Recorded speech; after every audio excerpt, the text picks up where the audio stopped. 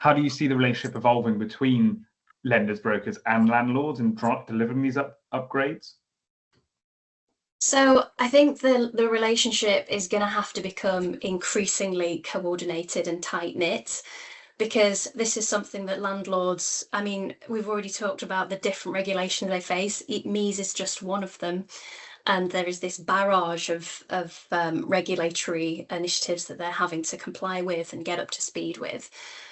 So trusted advice from institutions that, yes, it may not be strictly within a finance provider's remit to point to all of these things, but I think being that signposting, person and point of contact is really essential. I think as well is important to bear in mind, this is in lenders' interests.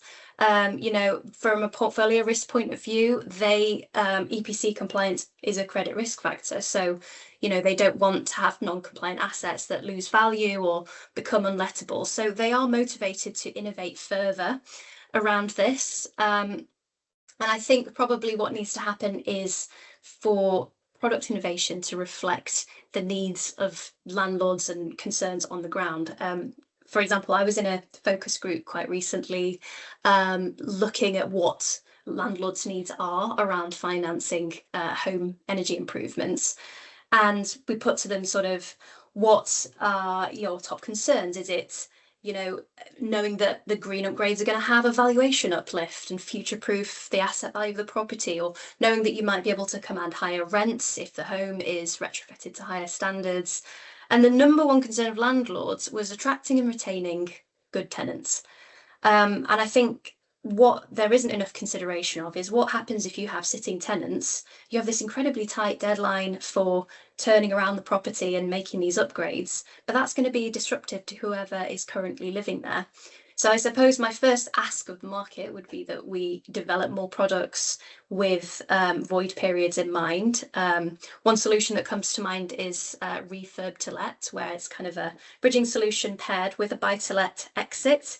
So that, and also with the options to roll up the interest and have that kind of breather from paying interest during that initial bridge period. I think that's the type of solution that's going to, really reflects how what landlords' needs actually are on the ground.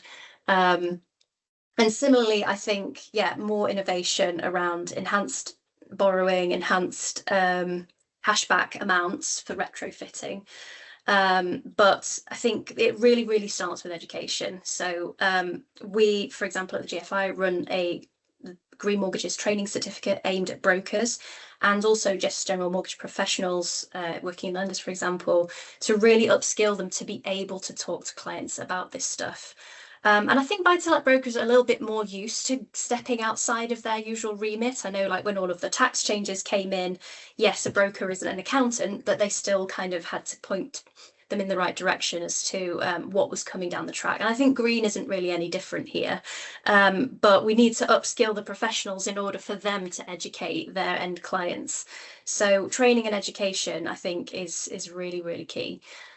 I agree there, Chloe. I think, and I don't think necessarily green mortgage products as well need to necessarily give huge discounts and cashbacks. I think there's a lot of like flexible criteria and different ways of innovation as well that lenders could potentially take.